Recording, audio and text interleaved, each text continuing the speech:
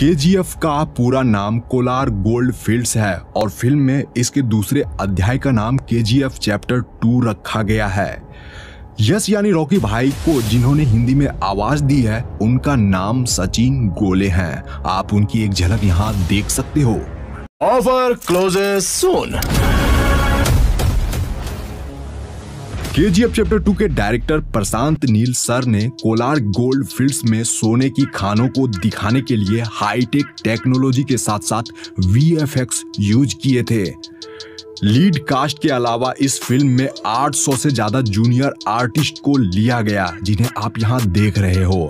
बाकी इतने आर्टिस्ट को बाहुबली और बाहुबली 2 में भी हायर नहीं किया गया था। केवल यही नहीं, ज्यादातर फिल्म मेकर्स ऑब्जेक्ट मॉडलिंग और कॉपी पेस्ट से ही लोगों की भीड़ को मूवी में दिखाते हैं। एरी एलेक्सा SXT जैसी हाई डेफिनेशन कैमरे को सिनेमेटोग्राफर भुवन गोंडा ने कंधे पर रखकर सारे एक्शन सीन शूट किए थे ताकि शॉट परफेक्टली लिया जा सके। इतना ही नहीं, इस एक कैमरे का वजन ही 40 किलोग्राम है। वैसे इस फिल्म में 150 से ज्यादा कैमरे यूज हुए हैं जिन्हें डिफरेंट एंगल दिखाने के लिए इस्तेमाल किया गया था। मैं आपको बता दूं कि भुवन गोंडा सर डायरेक्टर साहब के पसंदीदा सिनेमेटोग्राफर हैं। उन्होंने केजीएफ चैप्टर 1 को बनाया था। इसके अलावा प्रभास के साथ उनकी अगली फिल्म सालार में भी भुवन गोंडा ही सिनेमेटोग्राफर हैं। फिल्म के कॉस्ट्यूम डिजाइनर नवीन सेट्टी है। इनके अलावा योगी जी राज भी थे। आप उन्हें और उनकी टीम को कलाकारों को कॉस्ट्यूम पहनाते हुए देख रहे हो। यहाँ उनके द्वारा अधीरा यानी संजय दत्त को तैयार किया जा रहा है। मैं आपको बता दूं कि उनके सूट का वजन यानी अधीरा के सूट का वजन ही 25 किलोग्राम था, जिसमें लेदर, कॉटन, जूट इत्यादि यूज किए गए हैं उस कपड़े को बनाने में। श्रीनिधि सेट्टी और यश का कॉस्ट्यूम डिजाइन सानिया सरधारिया ने किया है। उन्होंने लीड कास्ट को मॉडर्न और रेट्रो लुक बखूबी और पूरे परफेक्शन के साथ दिया था, तभी तो इस फिल्म के लुक से लेकर स्टाइल तक फेमस हो गए हैं। वैसे तो फिल्मों में कार चेजिंग सीक्वेंस को वीएफएक्स स्टूडियो में ही शूट करके दिखाया जाता है, बट इस फिल्म में ओरिजिनलिटी का पूरा ध्यान रखा गया था। यहाँ पर आप जिस कार को देख रहे हो जिसमें कि रॉकी रीना को बचाने जाता है, दरअसल यह फोर्ड मुस्तांग 1969 है जो कि काफी महंगी कार है। मुख्यतः केजीएफ चैप्टर 2 फिल्म की शूटिंग कोलार गोल्ड फील्ड्स के अलावा बेंगलुरु, हैदराबाद और मैसूर में शूट किया गया है, जिसके बारे में आप आगे जानोगे।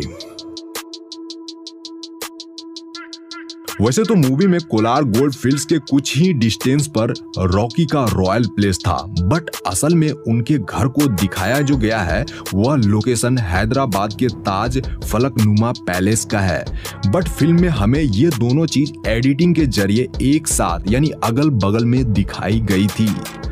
मूवी का यह सीन उस समय का है जब रॉकी को देखकर लगता है कि वह अब सब कुछ हार चुका है, बट वह इनायत अली से डील करने दुबई चला जाता है। तो वहां जो बीच वाली लोकेशन पर यह वाली शूटिंग आप देख रहे हो वह एक्चुअली इंडिया का ही लोकेशन है। कर्नाटक के पाडुकेरे बीच के मलपे में इस वाले सीक्वेंस की शूटिंग हुई थी। अब क्लाइमेक्स के इस सीन को देखिए। आपको क्या लगता है कि क्लाइमेक्स बनाना कितना डिफिकल्ट होगा? फिल्म मेकर्स ने अपने टोटल बजट का 15% हिस्सा क्लाइमेक्स के लिए ही बचा कर रखा था, यानी सिर्फ क्लाइमेक्स पर ही 12 करोड़ रुपए खर्च कर दिए गए थे। एंड लास्ट वाला फाइटिंग सीन है जहां पर अधीरा और रॉकी को लड़ते हुए दिखाया गया है, जो कि काफी दमदार फाइटिंग सीक्वेंस में से एक है। तो इस जगह पर दोनों ने दमदार फाइटिंग तो करी है, बट जानकर आपको अच्छा लगेगा कि इस एक्शन सीन के लिए ना तो यश और ना ही संजय दत्त ने कोई डबल बॉडी इस्तेमाल किया है, यानी कि यहाँ कोई भी डबल बॉडी नहीं है।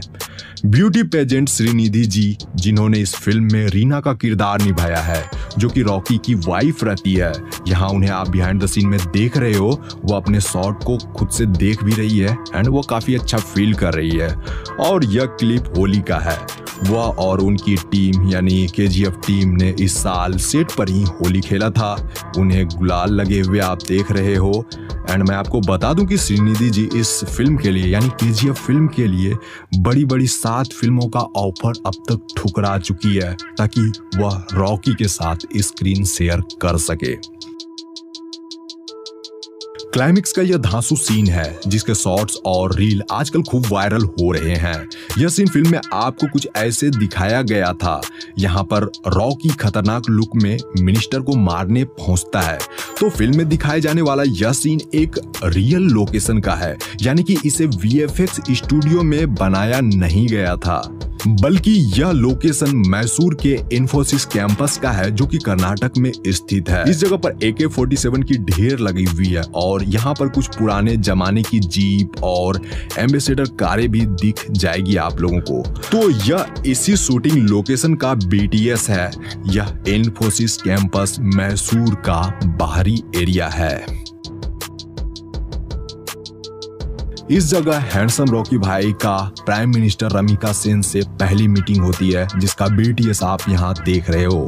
इस जगह पर रॉकी रेड कलर के सूट में नजर आए थे, जो कि इन दिनों काफी ट्रेंड कर रहा है। इस तरह के कॉस्ट्यूम, इस तरह का आउटफिट आजकल लड़के खूब पसंद कर रहे हैं। यहाँ वो काफी हैंडसम लगे हैं। तो मैं आपको बता दूं कि यह इन्फोसिस कैंपस मैसूर के अंदर का ही एरिया है। पहले बाहर वाला एरिया जो आपको मैंने अभी दिखाया एंड ये उसके अंदर का है। ये काफी प्राइम लोकेशन है, आप इस जगह को देखकर भी खुद समझ सकते हो। आप लोग यह लोकेशन देख रहे हो, असल में यह KGF यानी कोलार गोल्ड फील्ड्स का लोकेशन है। इसी जगह पर मूवी का 50% हिस्सा बना है। यह कर्नाटक के कोलार में ऐसी एक असली जगह है। यहाँ पर सच में सोने की बहुत सारे खदानें थी कभी। तो KGF चैप्टर 1 और KGF चैप्टर 2 की पूरी स्टोरी कोलार गोल्ड फील्ड्स में बनी सोने की खदानों पर आधारित है। यह लोकेशन बेंगलुरु से लगभग 100 किलोमीटर की दूरी पर स्थित है एंड KGF चैप्टर 2 का भी सेट यही है।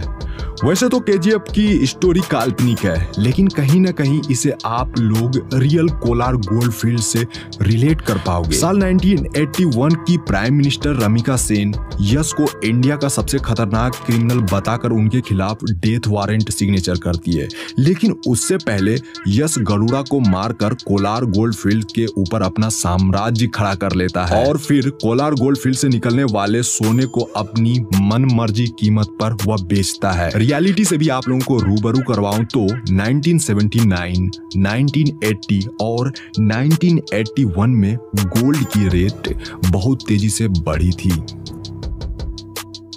1902 में कोलार नामक इस जगह पर गोल्ड माइनिंग शुरू हुई थी। माइनिंग के लिए बड़े बड़े इक्विपमेंट्स लगाए गए थे। उस समय ब्रिटिश की हुकूमत थी, जिससे कि उन्होंने भारत में गोल्ड माइनिंग के लिए एक डैम बनवाया, जिसे कावेरी डैम कहा जाता है। तो इस डैम से काफी मात्रा में बिजली उत्पादन की जाती थी। मैं आपको बता दूं कि तब एशिया में कुछ ही चुनिंदा देशों में इलेक्ट्रिसिटी जैसी कोई चीज आई थी, जिसमें सबसे फेमस था जापानी पावर हाउस, जो कि आसपास के देशों को बिजली प्रोवाइड करता था।